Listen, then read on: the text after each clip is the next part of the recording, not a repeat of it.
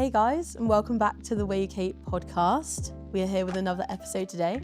I'm your host, Zoe, and I'm joined by my wonderful co-host. Zach, what up? Zach, what up?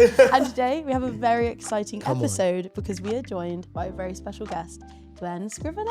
Hello. Hello. Nice Welcome to see to our you, Zoe. podcast. Nice to see you, Zach. Yeah. Thanks for coming on. Of course. Yeah, it's great to see where it all happens. It's amazing. Yeah. I'm really very excited to get into your story and to hear all things evangelism. I really can't wait. Okay. If that's where that's where we'll go. I'm often introduced as an evangelist with a capital E. And it causes all kinds of like stereotypes come into people's minds and caricatures and that kind of thing. We can get into that. Let's get into that. I want to break down those walls. Yeah, Let's maybe. do it. Yeah. Okay, well guys, before we jump right into it, here at the Way UK, our mission is to reach every single young person with the good news of Jesus. And a really great way of you helping us do that is by subscribing if you're on YouTube and giving a like, leaving a comment, whatever you want. Then, if you're listening on Apple or Spotify podcasts, please can you follow the podcast and leave a rating, preferably a good rating, but we'd appreciate your honesty, so just however you feel. Don't give them one star. I'm not ready for that. Do not give them one star. Leave a scathing review. A rage bait review. Somehow. No rage bait reviews. But yeah, guys, that would be really helpful and we'd really appreciate that. So thank you. And let's get straight into the episode. Roll the credits. Well, Glenn, we thought it would be awesome to first kind of just hear a bit about your story and get to know you a little bit. So before we kind of like talk about what you're doing now and all that, how did you kind of become a Christian? Mm-hmm. And then I've got a question about where you grew up. Because I hit my microphone. I did not grow up in the UK. You grew up in Canada? I grew up in Canada. Yeah. And I believe... The aboot was the giveaway, wasn't it? Yeah. That's what everyone says. I didn't hear it. But as far as I understand, you also did not grow up in the UK. I also grew up in the Commonwealth, though, so that unites us three. So I'm from Cam. Okay, so tell us about how you became a Christian, and then I want to hear about what brings you here. Okay, yeah. So grew up in Australia. I've lived half my life in the UK, give or take the odd deportation. I've mainly been in the UK. I have a Christian mother, church-going. My story in like a sentence is, why am I a Christian? Like 2 decades of a praying mother. Like that's really the kind of... Amen. And, and her persistent witness to me and her example. But where I became a Christian was at university. I was sort of walking away from a childhood faith. In my teenage years, I was a kind of a good Christian kid, and I would go to the youth group. I would be in your youth group, Zach. And I'd be the kid who got the answers right because I'd stick with Jesus, and that was, you're onto a winner if you just say Jesus a lot. But I gave my life to Jesus 1,000 times in my teenage years. Right. And from completely the wrong mindset. So I kind of thought that I was the one offering God something rather than him offering me Jesus, right? And it was very much me getting the whole Christian thing backwards, as though it was a ladder rather than, the sign of Christianity is a cross, not a ladder, right? But I was told to give my life to Jesus, and so I did. And then I didn't feel like I was kind of, I don't know. I didn't know what I was expecting when I first prayed to receive Jesus. And so I prayed again, right? But this time I did it right, and this time I really tried to mean it, right? And then I prayed again and again and again. And I remember going to the bathroom and like putting on the lights to see if there was there a light behind my eyes? Was there a halo above my head? What had changed? And so I just kept on giving my life to Jesus in ever more melodramatic ways until, like, by the time I've prayed my 900th prayer, like that, how do you think I'm feeling about God? It's like... I felt like he was kind of hiding behind the sofa. I was knocking on heaven's door. He was hiding behind the sofa, pretending not to be in. Wow. By my 1,000th prayer, I was like, nah, forget it. I don't think he wants me, so maybe I don't want him. And I went to university to try to have as good a time as I could. I was doing uni over here. And trying hard not to be a Christian and trying to do the prodigal son sort of thing and have as much fun in the far country as I could. And when that didn't work, at the end of university, a friend of mine just invited me to church, and he was a very uncool friend. And there was... Is he going to be watching this? Yeah, he might be. Shout out to Justin. Yeah, hey, Justin. Come on, uncool Justin. Oh, he's still a dag. You know, that's an Australian phrase. He's still What does that mean? Well, you'll think it's more rude when I explain what it biologically is, but it like the back of a sheep's tail that you cut off because it otherwise gets fly blown is technically that's what a dag is. But a daggy person is just somebody who's very uncool, right? Just Learning new vocab today. I love it. That's right. So I'm both old and Australian, so none of my slang is going to translate at all. But yeah, so he was a dag, but he was persistently inviting me to church, and I eventually went along to St. Aldate's in Oxford, and I started hating the preacher, and I would sit at the back with my arms folded, and then I found myself going back the next Sunday to hate him some more, because that had become the cortisol rush that I was seeking week after week. Just, you know, it energized me to be, because I didn't actually resonate with anything that he said, but something, I guess you've got a praying mother in the background, right? And so Tractor Beam is on, and the Lord was doing his work. And then my friend said, why don't we open up the Gospels? And I remember reading through Luke's Gospel.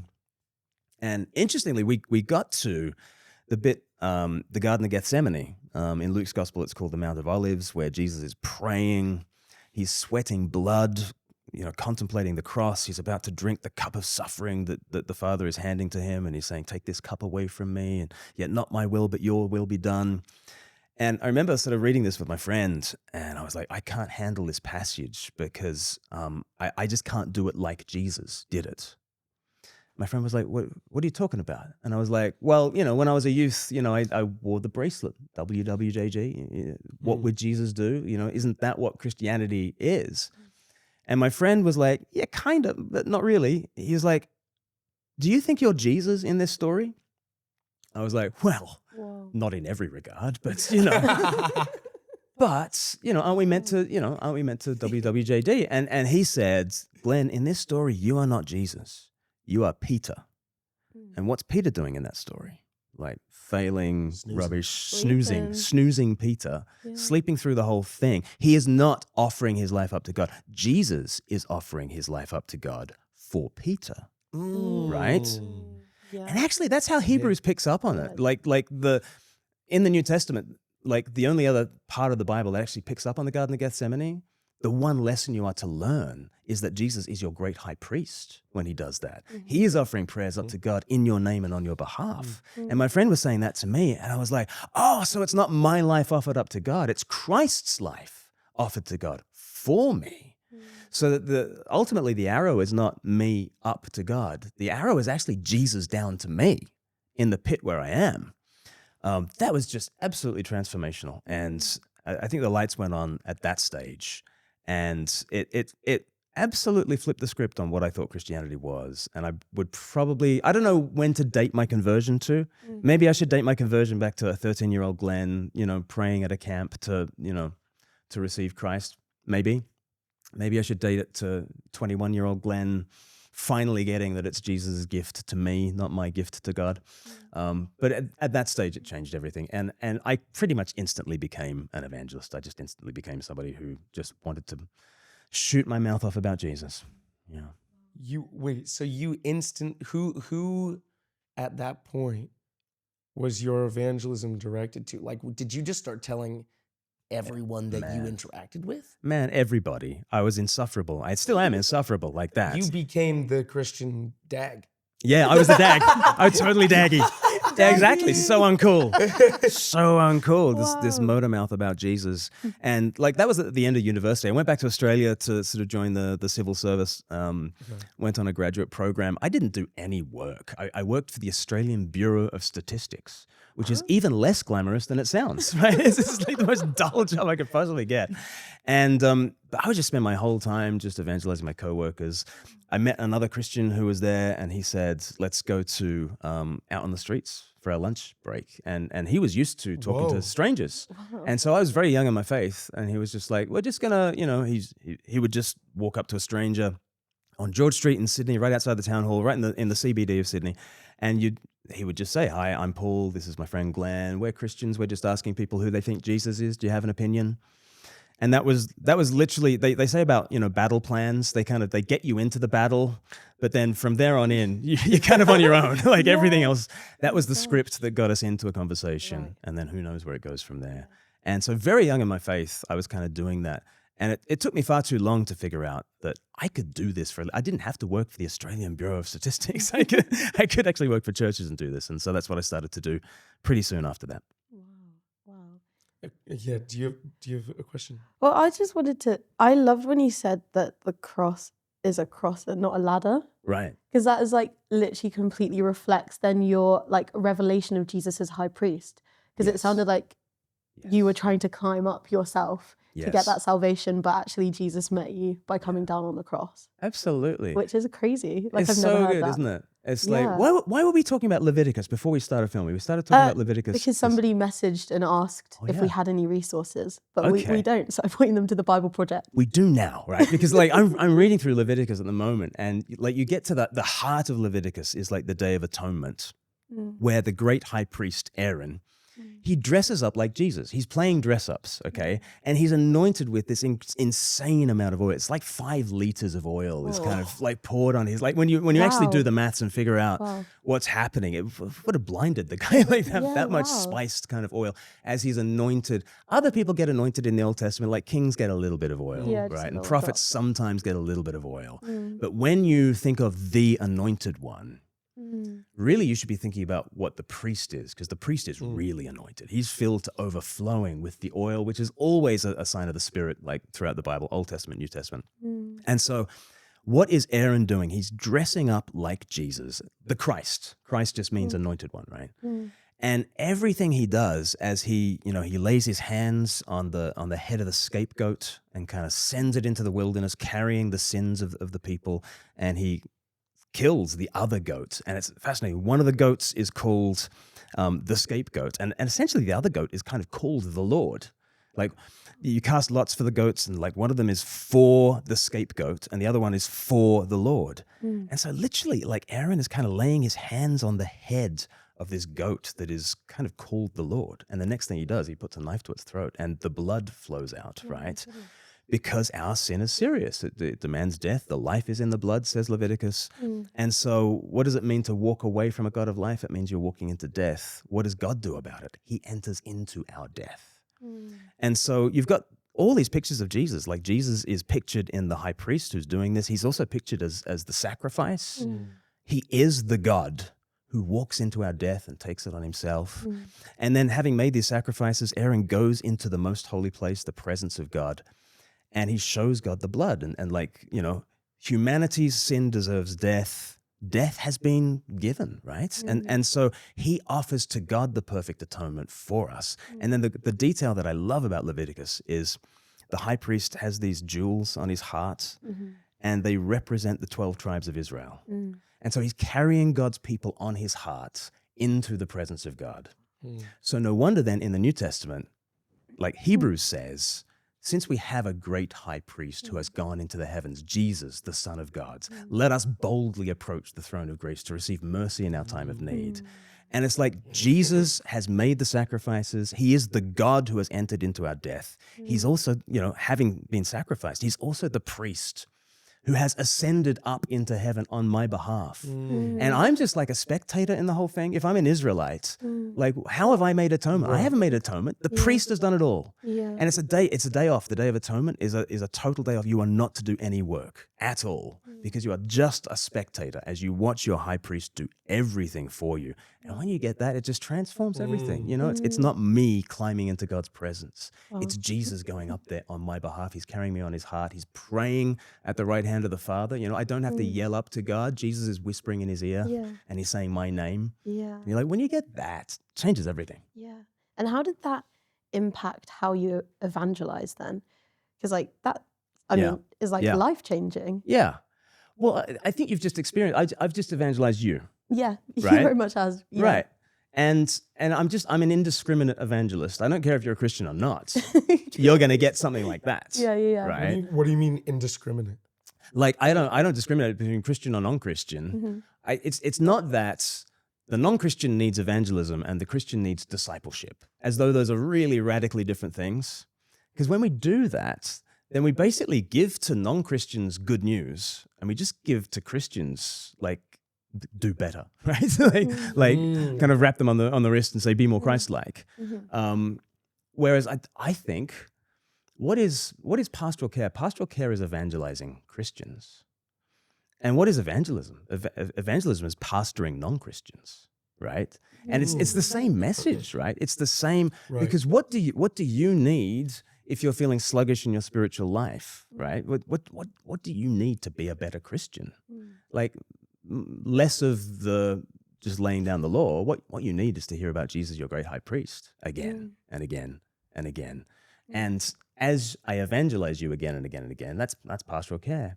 But as I say the same sort of stuff to a non-Christian friend, I might need to kind of make my language more accessible. But as I say that kind of stuff to a non-Christian, I'm pastoring a non-Christian, essentially. It's this indiscriminate thing. We've got the same message, whether it's to Christians or non-Christians, and it's from the overflow of the heart, the mouth speaks. So the first thing I need is a heart that's brimful of Jesus. And the first person who really needs to be evangelized is me, right? And then it ripples out from me through God's people out to those who are, seekers, out to those who might be dead against the gospel. But it's that kind of rippling out overflow, rather than we just, cast lines into the non-Christian world. I think it's an overflow model. Why is that overflow so important? Yeah.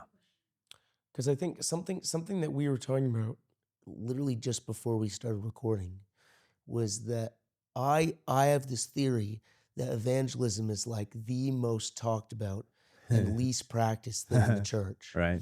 Yeah. Because there's so many people who know that it's the church's mission, but never actually go to the front lines.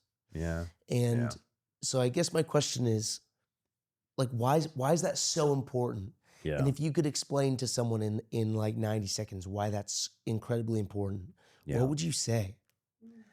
I would say it's from the overflow of the heart that the mouth speaks, Matthew 12, verse 34. And that to evangelize is really to simply enthuse about Jesus. And like you would never say to somebody who's like a brand ambassador for Pepsi, right? Just go and tell people about Pepsi, but don't be enthusiastic about your cola brand. Like you would say like why is Pepsi? Why do you love Pepsi, right? And then it overflows from that. You would never say, evangelize about Arsenal Football Club without knowing anything about Arsenal Football Club. You would go to the Emirates Stadium and you would watch them win the game and you would shout and sing the songs along with everybody else. And then as you are leaving Emirates Stadium, you're still singing the songs and you're still wearing the beanie and you're still, your team Arsenal and you're Arsenal till you die. But it's from the overflow of the heart the mouth speaks. So if we want a whole generation of evangelists to be kind of raised up, I say, let's not first of all tell them, go and do evangelism, because what's that? That's laying down the law. What we first need to do is actually evangelize them and evangelize Christians, get Christians excited about Jesus. And then from the overflow of the heart, the mouth speaks. If the words aren't coming, Matthew 12, verse 34 would make us conclude that there's a heart problem with me. It's not just I need more tips and tools and techniques to sort of insert into conversations. First of all, I need to be evangelized. That's what we're all on about at Speak Life. That's our verse, from the overflow of the heart, the mouth speaks. And our strapline is love Jesus, share Jesus. If we want people to share Jesus, we really need them to love Jesus.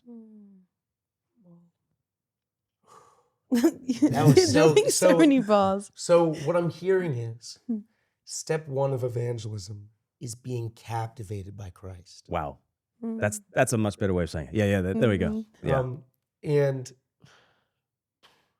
how that feels like something that's out of my control. Yeah. Right. You can aim for it. So I love the word captivated. We use that word captivated at Speak Life all the time. 2 Corinthians 10, Paul kind of talks about sharing the word as a little bit like warfare. And he says, we cast down imaginations as we as we lift up Christ and we take every thought captive to Christ, right? As we go out with the gospel. And his image there is it's a little bit like the walls of Jericho. You know, how do you bring down the walls of Jericho and get to your friends? Your friends are captivated already by a story of life. And they're captivated by, in that story, they've got main character energy because they've got main character syndrome. Okay, and they are absolutely trapped by that. They think it's amazing, right? They don't think they're trapped in these walls. They think it's an IMAX cinema, and they're like, oh, you know, this story in which it's all about me. I love it. And Paul is like, we need to take down the walls of Jericho. We need to take down that imagination and take every thought captive to Christ, which means to build up an alternative, imaginative world in which you are not the central character. Jesus is the central character. And his anthropology, which is a fancy word for saying the way he thinks people tick, is we are heart-led creatures who are immersed in a story, and it's that story by which we orient our lives. And it's kind of as we are immersed in a story, that's where we find our hearts changing. And we always live by this sort of phrase at Speak Life. We think about, you know, what the heart loves, the will chooses, and the mind justifies. Like, Whoa. we are heart-led creatures. What you end up loving, actually, you end up chasing in your life. And actually, interestingly, your mind plays catch up and sort of justifies the decisions that you've already made. So what we really need to do is reach first Christians' hearts, and then as we are sharers of Jesus, we'll be sharers of this story that is aimed at captivating hearts. You're right, we're not in charge of it, but we know where to aim. And where we need to aim is at people's hearts through telling the Jesus story in captivating ways. And like, how would you encourage our audience to practice that in their different settings? Like, I'm assuming school, university, workplaces, maybe a statistics bureau, places. Like, how do you? The joy of the Lord would just be such an amazing thing in the in those Bureau places. of Statistics. Like, what would you say to them to practically speak out the gospel from the overflow of their heart? Yeah. Well, Matthew 5, Jesus says, you know, be salt and light, which is all about being different, actually, in those settings. Salt is different to the meat that the salt gets rubbed into, was often used as a preservative in the ancient world. It's different from the meal that you're having. It's distinctive. It's got cut through. So salt is distinctive. Light is obviously very distinctive from the darkness that's around it. And so we ought to be encouraged to be different, actually. And, you know, I sort of said, as I sort of sat down, for those listening on the podcast, there is an amazing heart-shaped photo frame next to me with no photo in it, just the name Jesus and another love heart within it. Just to so double that down. it's very, very clear we are the people who love Jesus, right? Yes. And I think that's kind of the essence of evangelism. Like, is it very clear that I'm this guy, right? I'm this guy who, as cringe as this is, you know, I'm happy to own it and to walk out into the world as the person who has Jesus in their bio, right? If you're on Instagram and, you know, what should be on your bio? Lots of different things, right? But one of them probably should be Christian, maybe, or a cross, or I don't know. I mean, people try and get too creative about these things. They're just like, you know, disciple of the Nazarene and things like that. Like, you don't have to go. You know, you don't doesn't need to be cryptic. Just say Christian. Yeah, like Christian is a good enough phrase. And then don't be a jerk. Right? That's right. And that works online. That works offline. Right? Like, be distinctive as a Christian. Okay. So what were you up to on the weekend? Well, Friday night I had youth group, and you know, Sunday I was at church, and like drop that in, be unapologetic about that, and then don't be a jerk. Right? And that's hard. Right? We'll all kind of not do favors to Team Jesus in terms of, you know, reputation management. We'll all mess up. But I think as you are that salt that's different, as you are that light, you know, Jesus says, I love it in Matthew 5 because he's like, no one buys a lamp and then puts it under a bushel or under a bucket, right? And he's capturing our imagination. It's a story, right? It's an analogy. Like, think about it. This guy, he goes to the store, he buys a lamp, he brings it inside, and then puts a bucket over the top and wonders why it's so dark inside. And then he gets onto the hotline. It's like, I want to make a complaint about this lamp. You know? It's not working. Like, it's just not working. And the guy on the other end is like, I don't know what's going wrong. I said, well, it just stopped working when I put the bucket over it. You did what? You know, and it's the most ridiculous. No one lights a lamp and puts a bucket over the top. No, but Christians do that. That's what Jesus is saying. He's like, guys, that's what the church is like. Like, we have the light. He doesn't say, burn more brightly, right? He says, you are the light of the world, right? Yeah. And, you know, in Acts chapter 1, he doesn't say, try and be a witness. He's like, no, you are my witnesses. We're already that. You're already that, Wow. right? He doesn't try and burn brightly, you know, turn it up to 11. He doesn't say that, like, you are the light of the world. My biggest problem in evangelism is everything that gets in the way of my distinctiveness. I have to stop being evangelistic, actually. And when I notice my failures in evangelism, it's largely because I just want to go a little bit mute on Jesus. I don't want to be too distinctive. I don't want to be too salty. I don't want to be, you know, too bright. I don't want to claim the name of Jesus. I don't want to, you know, claim that I belong to his people. It's all the ways, my biggest problem is all the things that I do to prevent my natural shining.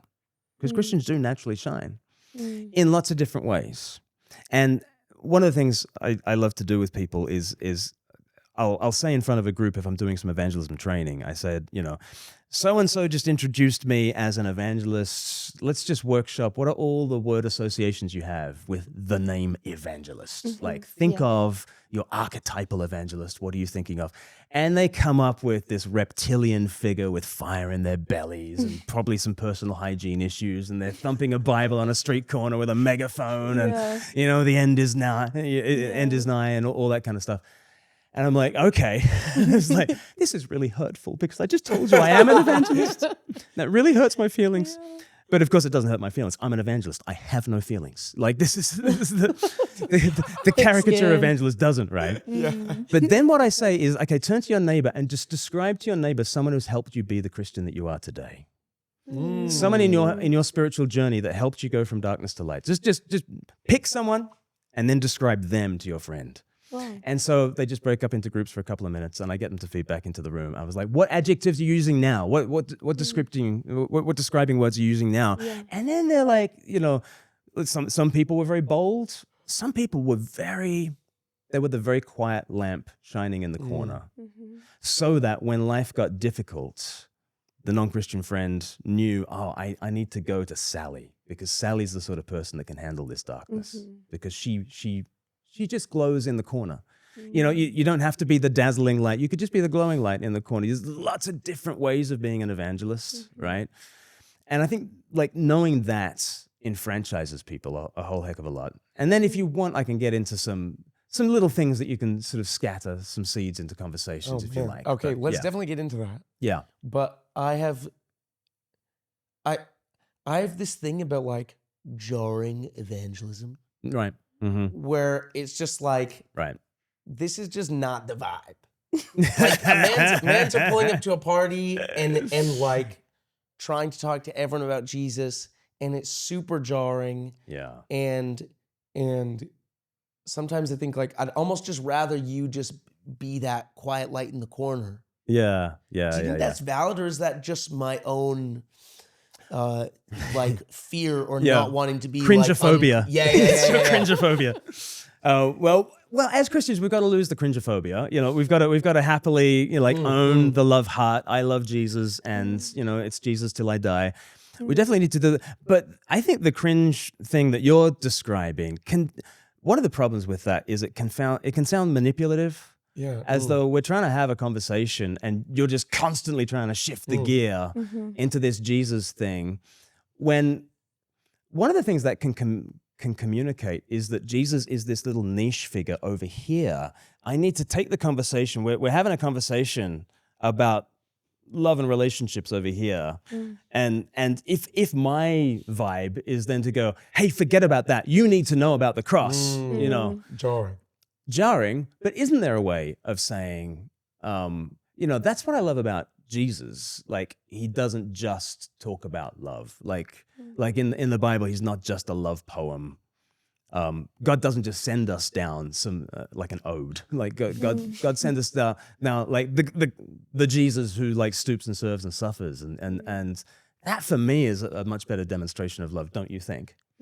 Right? And at that stage, I've just dropped a little seed in, and one of the seeds I teach people about is that's what I love about Jesus. ... You can have a conversation about anything. You'd be talking about politics or something. And, and at some stage, I don't think it's inappropriate. If people are saying, oh, the problem with politicians is power corrupts and absolute power corrupts absolutely and all that kind of stuff. And, at some point, I think you might want to, certainly if you're a cringeophile like I am, rather than a cringephobe, you might want to, at some stage, take a deep breath and just kind of say, yeah, but man, that's what I love about Jesus. Like apparently, according to the Bible, he had all the power in the world. And then the night before he dies, he stoops to everybody's feet and just washes them. Like that's a different vision of power, don't you think? And, half the time, tumbleweed might blow through the room and people might not know what to do about that. But then half the time people will be like, oh, that's really interesting. And even the half of the time when people don't know what to do about that, they've then thought to themselves, okay, Zach's a bit weird, but he might be the person I can open up to later on, right? When my girlfriend dumps me and, when life goes badly, maybe he's got something about the spiritual side to him that I wasn't vibing with at the party, but I might WhatsApp and say, can we grab a coffee and talk about that at another time? So don't feel like, even if it has appeared like cringe in the moment, don't think that God won't use that. I'm always thinking about 1 Peter 2, live such good lives among the pagans that though they accuse you of doing wrong, they'll glorify God on the day he visits us, which actually tells us that your evangelism in the moment might just, it might actually invite anger. Like, though they accuse you of doing wrong, but then Peter says, but actually it's at some point between that kind of clangor, between that asteroid that just landed on the conversation, at some point between that act of cringe and the last day, this person actually turns to Christ, right? Though they accuse you of doing wrong, they'll glorify God on the day he visits us. People never change their mind in the moment, right? Yeah. Evangelists always get this wrong. We always feel like I need to push for a decision right now. And in the moment, this person's going to change their mind. People very rarely change their mind in the moment. That's true. 6 months later, they change their minds. That's really true. And then they'll say, yeah, I was just on the bus and I was thinking about things in a different way. And then you say to them, but I told you all this stuff 6 months ago. Have you forgotten it was me? And yeah, they've totally forgotten it was you. but that's good, right? They don't change their mind in the moment. So I like that. maybe that can free you up to be a little more bold. Right.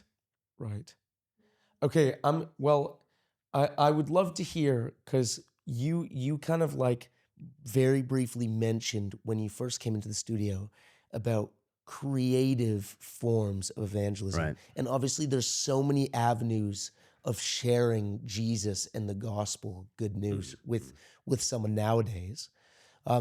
What could you just give us like a brief overview of that? Like I want to hear more about that. Yeah. Well, I mean, people can check out what we do at Speak Life, but we've got a whole bunch of short films and poems, and we want to creatively present the gospel, because I think from the overflow of the heart, the mouth speaks, and some of us have those sorts of creative gifts, and it's good just to give expression to that. And also because the 2 Corinthians 10 stuff, like we want to be storytellers. We want to immerse people in the Jesus story rather than just download facts on them. That's not how people change. People don't change when you download facts on them. They change when you build a world for them and invite them into this strange new world in which Jesus is Lord, but things start to make a lot more sense, And so we're constantly trying to do that. We've got a course called 321, which seeks to just invite people to become Christians just through telling the Jesus story again and again and again. and there's 8 episodes. Every single one of them begins with me saying, "Picture this," and I'll describe some kind of story, and I'll invite them into a world in which they can see things afresh.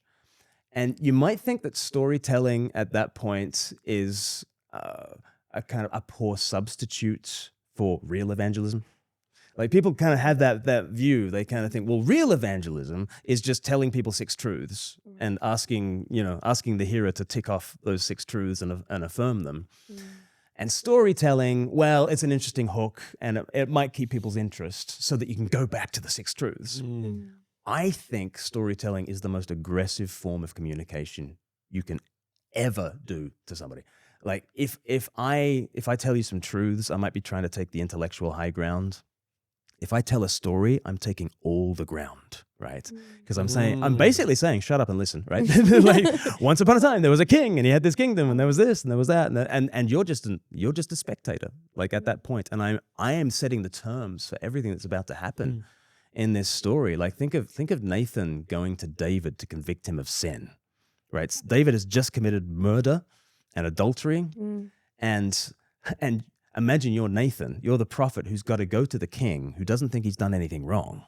You've got to convict him of this sin and say God is angry. Like imagine that job. What are you going to do? Yeah, it's a big job. Nathan goes armed with a story, right? And in 2 Samuel chapter 12, he just goes and he says, David, let me tell you a story. Once upon a time, there was a poor man who had this little ewe lamb. And he loved this little ewe lamb. It was like a daughter to him. It fell asleep in his arms and it drank from his cup, right? And he's pulling at the heartstrings, isn't he? Like massively. And then his rich neighbor has a visitor. And then the rich neighbor says, "Oh, I need to prepare a lamb supper for my neighbor." And so he steals the ewe lamb from out of the arms of this poor man and kills it. And like David is just outraged, right? And he's utterly outraged by that. And he says, this man deserves to die. Nathan then says, "You are the man." It's like, boom, like this is the most aggressive form of communication possible. He's telling a story. And what's beautiful about a story is a story takes you out of your main character energy. And it says, shut up and sit down and be a spectator for a bit. And then when David is king, he can't see himself clearly, right? Because everything orbits around him. And he's the king. He can do what he likes. If he wants to take Bathsheba, he'll take Bathsheba. If he wants to kill Uriah, he can kill Uriah. He's the king. Who's going to stop him? I tell you what's going to stop him. A story. A story is going to stop him. A story is going to tell the king, shut up, you're not the king. A story is going to tell him, you are nothing in this world. I'm going to tell a story about a world, and you, for the first time, have a chance to see yourself clearly. You are the rich neighbor who stole that ewe lamb from that poor man. She was like a daughter to him, and you slaughtered it, right? You're like, you are that man. And suddenly David has the chance to see himself clearly. And it's like he's woken up to reality by a made-up story. What? You can wake people up to reality by telling made-up stories. Because normally people walk around the world, they think they're living in the real world, but it's a made-up story. Because they're living according to main character energy and life revolves around me, right? They think that's reality. That's not reality. How do you wake them up from it? How do you give them a dose of reality? Tell a fairy tale. Like, do a spoken word, do a series of short films on YouTube. Like take people out of themselves into storyland. And they are all of a sudden, they are distanced from their ego enough to stop self-justifying, to see themselves rightly, and then hopefully to see Christ rightly. Yeah, that's awesome. I mean, that's actually what we see Jesus do with all the parables that he shares. It's like, let me just take you away from yourself for a minute and listen to this. And then he goes, it's you, surprise. Yeah, exactly. And teaches you like a whole new lesson. Yeah. Which I think is awesome. Like I do this with my friends, like a big barrier to faith with my more secular, skeptical friends is like science and faith. And they're just like, well, I couldn't possibly be a person of faith. I believe in science. And I'm sure like we've all got friends like that. And like my friends look at me and they just think that I've got the faith gene or something. And sometimes they look at me and they think I hit the jackpot, and sometimes they look at me and they think they dodged a bullet because they're not a faith head like Glen is. And they always my friends who aren't Christians, my friends who are atheists, it's not so much that they've believed in atheism. It's just that they just believe in science. Like the answers are found in science, aren't they? And so I just tell a story. I say, like, okay, let me tell you a story about Betty the botanist. Take 60 seconds. Okay, Betty the botanist is there in her laboratory. It's a Friday morning, and her lab assistant Gareth comes in, and he says, "Betty, have you been here all night?" And she says, "Oh yeah, because that botanical specimen you gave me yesterday, it's awesome. I've mapped its genome. I've done spectral analyses of the leaves. I've discovered pharmacological properties that are going to help us in the fight against Alzheimer's. Thank you so much for giving me that botanical specimen." And Gareth just says, "Betty, yesterday was February the 14th, Valentine's Day. It was a long-stemmed rose, Betty. Do you understand what I gave to you?" And that's the question for Betty. Does she understand the rose?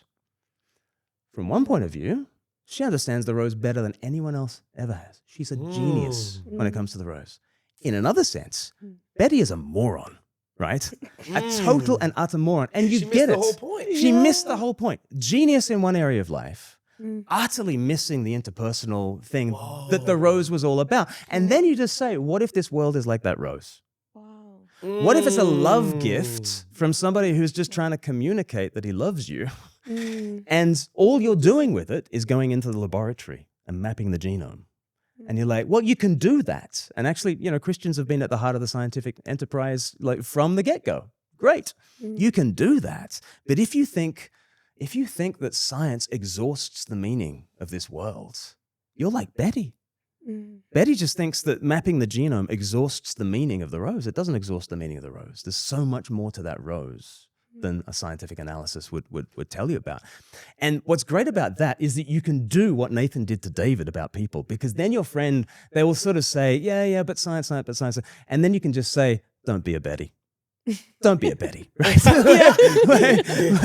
Don't do that. Yeah. And then you're like, you are the Betty. It's like that. And stories just take people away from themselves just enough, give them just enough distance to see what they're doing. That was so fire. Yeah, I was completely. I love storytelling, imaginative evangelism. That's how it works. That feels easy to share with someone else. Yeah. Because it's so captivating. Yeah. And it makes you think. Yeah. Well, people can check it out like 321course.com, like all 8 episodes that take you through the story of Jesus. They all begin with stories. And then we've got 12 FAQs, like all the sort of questions that people ask, like what about science and faith? And there are another 12 stories. And so, you can go armed with 20 stories, in your pocket and That's awesome. sow that seed. That's really encouraging. I'm definitely going to do that. Use that. I'm going to use that story. Yeah. I'm keen to hear if you had any encouragements for our audience. Like after listening to this, maybe they're feeling a bit fired up, ready to tell some stories, ready to bring people some encouragement. I like encouragement. that. Like it's been so amazing speaking with you and hearing like just the wisdom that you have in this area. But how would you encourage our audience to then go forth and just apply this and push through the fear that comes with speaking to friends, speaking to strangers, speaking to anyone on the street? Like, just any encouragement that you have. I'd love to hear. Well, like you say, the way Jesus teaches is through stories. And I think the story I always think about when it comes to sharing your faith is the parable of the sower of the seeds onto 4 different soil types. You can read it in Matthew 13 or Mark chapter 4. And I love that it's like this idea you chuck seed at every kind of soil type. And Jesus just describes my friends in the year 2026. It's amazing. Like there are these 4 soil types. The first soil type is like the path, and it's really dead hard against Jesus and against the word. And he says it's like the birds come and eat up the seed. And he says the birds are a bit like satanic attack. And like I have friends that are just like you're so close to Jesus. There's like where is this? This is out of this world kind of closedness. But that's not all my friends. Like most of my friends aren't like that. Most of my friends are like there's the second soil type, and it's kind of shallow soil. and rocky soil, and when the seed sort of grows up, it kind of, the seed takes for a little bit, but then the son of persecution, Jesus says, kind of withers the seed. And there are people like that in my life. They like Jesus, they like the sound of Jesus, but as soon as it starts to cost them anything, they're out. You know, like, do you want to come on a Sunday morning? Like, oh, okay. They found their. Dang, that was baseline. That was baseline. Yeah. That's not even Extra hours sunrise. sleep, That's kind of a sliver of sunrise. Yes, and then dawn. I'm out. Yeah, that's real though. That's real. But those are many of my friends as well. And Jesus just, and what's fascinating is he just says, just sow the seed, right? Sow the seed to that hard path. Sow the seed to the rocky soil. Then there are some friends in my life, they're like the third soil type. They're like the thorns that grow up and choke and make the seed fruitless. And he goes on to explain those thorns. It's like worry, wealth, and desires for other things. And that's life in 2026, isn't it? You know, worry, wealth, wanting. Yeah. Like, isn't that your world? Isn't that your feed? Worry, wealth, wanting. I want that. That's everything, right? Wow, yeah. And it's choking me and it's choking you, right? But there are friends in my life, and they're just not coming along to youth group anymore, and like they used to be somewhere with Jesus and they're not. And what's happened? Worry, wealth, and wanting have got them. And Jesus still says, like, just sow the seed to them, and because there's a fourth soil type. And you get shocked by the fourth soil type because they are good soil. They'll produce a crop 30, 60, 100 times what is sown, which is an incredible yield, 10,000% yield. Wow. And there is good soil out there. We mainly notice the three soil types that are disappointments. We mainly notice that, right? But Jesus says if you scatter the seed broadly enough, if you don't scatter the seed broadly enough, like, you probably only just notice people who are quite lukewarm to Jesus, but the more broadly you scatter the seed, you get to see some people are really, really close to Jesus, actually. Some people are really, really open to Jesus, actually. In our church on Sunday, like this couple, Tom and Lara, they are just the quintessential couple that I'm seeing showing up in church nowadays. The sort of couple who their feed just played, one day they watched a Christian testimony. And, because they lingered on it for more than 4 seconds on TikTok the rails, and them another one, and another one, and another one. And suddenly their feed is now flooded with, stuff from the Way UK and stuff from other people's testimonies. And they are, then they ordered a Bible online, Wow. There was a guy like this last year, and I was like, what translation did you get? Because the first thing he did was go to Amazon and buy a Bible. I was like, what translation did you get? And he was like, oh, the old one. I was like, King James? He was like, yeah, that's the one. I was like, okay. I was like, and where did you start reading? He was like, the beginning. This is like obviously. He's like, duh. Obviously. So he just comes to church with all sorts of questions about Genesis, all sorts of questions about King James English. And, and this couple just this weekend, like Tom and Lara, they just come and they are so interested. I'm seeing these people a lot. And they've tried everything else, right? And they see how modern life is choked by worry and wealth and desires for other things, and they want to get free of that, and they want to come to something deep and rich and wise and embodied and communal, something that is challenging and something that has hope, right? Because we're in short supply at the moment, and I'm just meeting guys like Tom and Lara all the time. It's happening online. Like I was just up in Birmingham, and a pastor came to this thing that I was doing, and he just said, "Oh, my wife was in the staff room at the hospital where she was, and one of the other midwives, just when everybody else had cleared out of the staff room, just said, 'You're a Christian, aren't you?' I think I've become a Christian." And she said, well, how did it happen? And she's like, well, I was just Googling for, meaning of life, and I found this thing called 3-2-1. Do you know about it? And she was like, do you mean 3-2-1 course? And she was like, yeah, that's the one. And she was like, she's discovering Jesus online. And then Jesus kind of took care of the discipleship. Her friend happened to be in a church that was running 3-2-1, like in person, and like she's in on the ground floor of that church, and it's just happened. And you would never realize that there's so much good soil if you didn't scatter the seed as broadly as possible.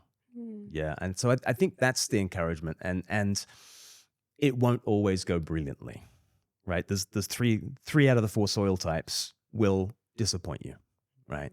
But there's a lot of joy in that 4th soil type. And I think if we press into the joy there, then from the overflow of the heart, you can sow on all the soils. That's amazing. That reminds me of that verse that I'm going to forget where it is now, but maybe you know, Glenn. Is it 1 Corinthians 3, verse 7, which is like, oh, it's so going wrong. So neither is the one who plants nor the one that grows who is anything, but only waters who is anything, but only God who makes the plant grow.